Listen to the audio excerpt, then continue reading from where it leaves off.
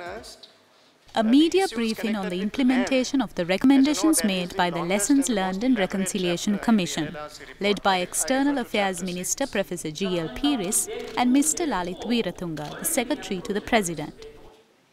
Details relating to the National Plan of Action that had been established to oversee the recommendations made by the LLRC was presented to those gathered. Presidential Secretariat has been entrusted with the task of overseeing the National Plan of Action, which will involve many actors from the government and other institutions. Every recommendation that is contained in the LLRC has one or more corresponding activities. Sometimes there is one, sometimes there may be 3 or 4. For each of the activities, we have identified a key responsible agency. For each activity, there is also a KPI, which is the key performance indicator. We will have ongoing discussions with each agency that have been mentioned, or there are others that have not been mentioned, but which are contained in this National Plan of Action. And they are the responsible agencies to implement that particular activity. Our responsibility is to ensure that that particular activity is done on time. That is why this is called a monitoring mechanism. We have almost finished the very difficult task connected with demining. That's almost over. The high security zones, there's only one in the country, in the Palali area. But there again, the area covered by the high security zone is shrinking, it is being reduced. While speaking on the progress the government had achieved with regard to short-term recommendations such as resettlement, rehabilitation of ex-combatants, demining and the shrinking of high-security zones, the government's approach to longer-term recommendations by the LLRC with regard to land and language were also highlighted. With regard to the language issues, which have to do with cross-cultural values, and equipping, in particular equipping public officials who serve in the northern province, bilingual capability, and also enabling the younger generation, the Sinhala and the Tamil communities, to have a basic knowledge of each other's language, because communication is at the root of some of the problems that Sri Lanka has had to deal with in the recent past. The government press briefing went on to say that translations of the LLRC document would be available in both Sinhala and Tamil to the public soon, a welcome proposal to most of the civil society activists who have been calling for it.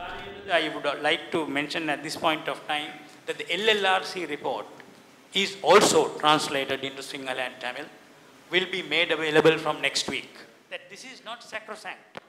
Mr. Weerathunga stated that the recommendations made by the LLRC can be amended wherever deemed necessary in the future. This news will undoubtedly infuse more confidence in the report and its implementation among those who feel that it has not lived up to their expectations. Has the LLRC lived up to its mandate or not is a debatable question today. Here are some takes on the report. මේ වාර්තාව ඇතුලේ උන්ට පවර්ලා තිබෙන වපසරිය ඉක්මවා ගිහිල්ලා. ඒ කියන්නේ අපි තේරණ භාෂාවෙන් කියනවා නම් වැටපැනීමක් මේක තුල සිදු වෙලා තියෙනවා. ඒ වගේම නිර්දේශ තුලත් පැහැදිලිවම අපිට පේන්න තියෙන දේ තමයි යම් ඒකපාර්ශ්විකභාවයක්. මේකේ සමබර බවක් දැක ගන්න බෑ. එක පැත්තකට කිසියම් විදියකට පක්ෂග්‍රාහීව නිර්දේශ ඉදිරිපත් කිරීමක් කරලා තියෙනවා. ඊටම බරපතල කාරණයක් උතුරු නැගෙනහිර පළවහැරපු සිංහල ජනතාව නැවත පදිංචි කිරීම සම්බන්ධයෙන් මෙහි කිසිදු සඳහනක් කරලා නැහැ. ඒ වගේම තමයි දැන් උතුරු නැගෙනහිර දෙමළ භාෂාවෙන් සියලු කටයුතු සිදු යුතුයි පරිපාලන කටයුතු සිදු යුතුයි කියලා යෝජනා කරලා තියෙනවා. දැන් මේ ප්‍රදේශවල ජීවත් වන සිංහල ජනතාව ගිරනම මොකද්ද? දැන් මේ ජනතාවට තමන්ගේ භාෂාවෙන් කටයුතු කරගෙන යාමේ අයිතිය මේක තුලින් තහවුරු වෙනවද? If we say no to the path that is being opened up through this LLRC recommendation, so we have other the two future prospects. One is of course the majority of the South prefer, so that is we don't care about, you know, the political demands, and we see it as a negative, and also we go further and say that, you know, that is not the interest of the majority of the Tamil, and so that is the Tamil political demands are the interest of, you know, the very insignificant majority, and the majority is willing to, you know, live with us peacefully and so on, so that we will, you know, so that is one thing. So, you know, we refuse to accommodate their political demands. I mean, this is somewhat similar to what happened after the First World War in Germany. While there are mixed views on the entire LLRC process, the final report released in November 2011 is nevertheless viewed as an important document in post-war Sri Lanka, as it provides a basis to work towards Sri Lanka achieving equity and reconciliation. Its contents, however, are still unclear to most Sri Lankans, where civil society representatives have taken it upon themselves to educate the masses on what their own country has put forward. The LLRC itself has urged that it is necessary to ensure the widest possible publicity to the recommendations and promote public awareness of the contents and implementation measures in a manner that brings about the widest possible engagement of the people in the implementation process. This awareness program in Kirindivela was organized by a community-based organization working to uplift the living conditions of expectant mothers and children. මේක මේ සමස්ත ශ්‍රී ලංකාවටම අවශ්‍ය කරන නිර්දේශ ක්‍රියාත්මක කරන්න අවශ්‍ය වැඩසටහන. ඉතින් මේකේ ප්‍රධාන වශයෙන් තියෙන්නේ මේ කොමිෂන් පහක් තියෙනවා. මේ කොමිෂන් සභා පහ බලාත්මක කරන්න ක්‍රියාත්මක කරන්න කියන නිර්දේශ. ඉතින් ඒ සම්බන්ධයෙන් විශේෂයෙන් මේ වගේ ප්‍රදේශවල ජනතාවට තමයි වඩාත්ම පහසු මේකෙන් ප්‍රයෝජනවත් තියෙන්නේ. හේතුව මානව අයිතිවාසිකම් උල්ලංඝනය කිරීමක් සිද්ධ වුණොත් පොලිසියෙන් යම් කිසි අසාධාරණයක් සිද්ධ වුණොත් ඒ සම්බන්ධව දැනට තියෙන මානව අයිතිවාසිකම් සම්බන්ධ සංවිධාන උනත් කොළඹනේ. නමුත් මේ වගේ ප්‍රදේශවල ඉන්න ජනතාවටත් මේක දැනුවත් කරපුවාම මේ වගේ තියෙන සංවිධානවල සම්බන්ධීකරණය ඇති කරපුවාම ඒගොල්ලන් සම්බන්ධ වෙලා වැඩ කටයුතු කරගන්න ලේසියි.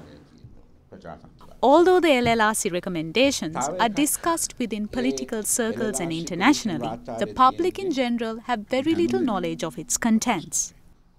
අපි දැන් LLRC ගැන කතා කරනකොට ප්‍රතිසන්දාන ගැන කතා කරනකොට කතාව විතරක් අවශ්‍ය නැහැ.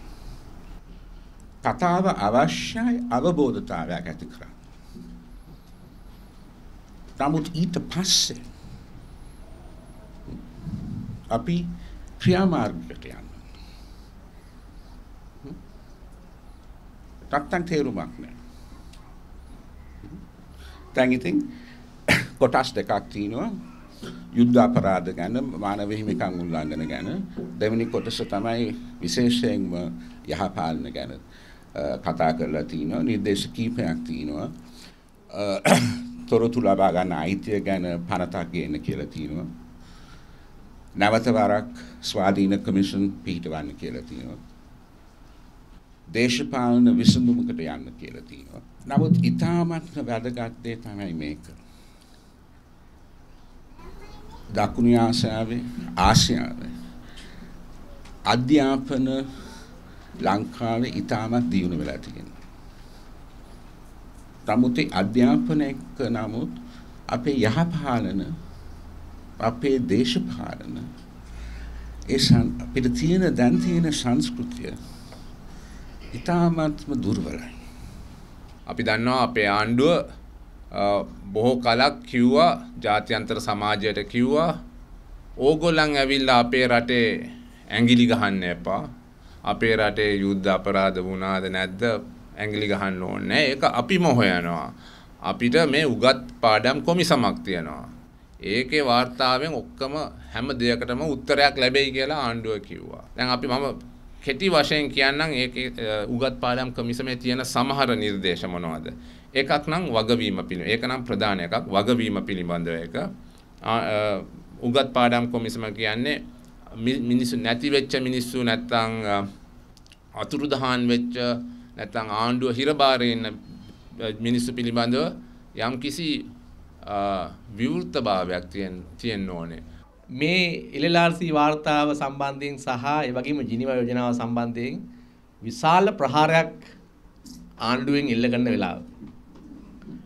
ආණ්ඩුවේ මාධ්‍යයෙන් හැමදාම පින්තූර දාලා මේ කට්ටිය දේශද්‍රෝහීන් රට පාවා දෙනවා රට බෙදනවා රට විනාශ කරනවා කියලා දාන කාලෙක දකුණු ප්‍රදේශයේ කිසියම් සංවිධානයක නායකයෙක් ඇවිල්ලා අපිත් එක්ක වැඩ කරන්න ඕනේ කියලා කතා කරාම අපි ටිකක් ඇත්තටම පුදුම වුණා.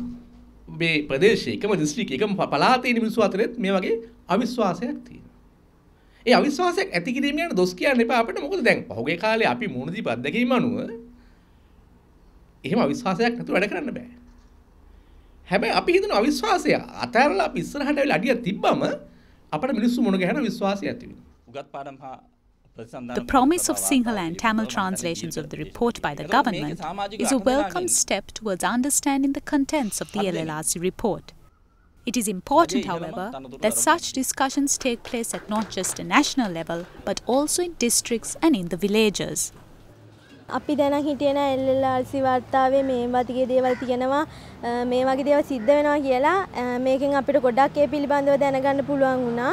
අපි වගේ මේ නාගරික නැති ඒ කියන්නේ ගොඩක් ගාම්බන්ධව ජීවත් වෙන අපිට රටේ තියෙන අරුබුද පිළිබඳව එච්චර දැනීමක් නෑ. ඇත්තම මේ හැංගිලා දිවිච්ච රහසක් අද මේ එළි උනේ. ඇත්ත ඒ ගැන ඇත්තම පුදුම විදිහට සන්තෝෂයි. අත අපි කාන්තාවක් කෙනෙක් අපිට පාරට බැහැලා යන්න බැරි තත්ත්වයක් අද වෙලා තියෙනවා. අපි පොලිසියට ගියත් අපි අද හැල්ලුවකට ලක් කරනවා. අපිට අද ඒ ගැන පුදුම සන්තෝෂයකට ඇති වෙන්නේ ඇයි මේ වගේ අසාධාරණකම් වෙලා අපිට මේ ගමනක් යා යුතු ගමනකට යන්න ලැබුණ ගැන අපි පුදුම සන්තෝෂයකටපත් වෙනවා.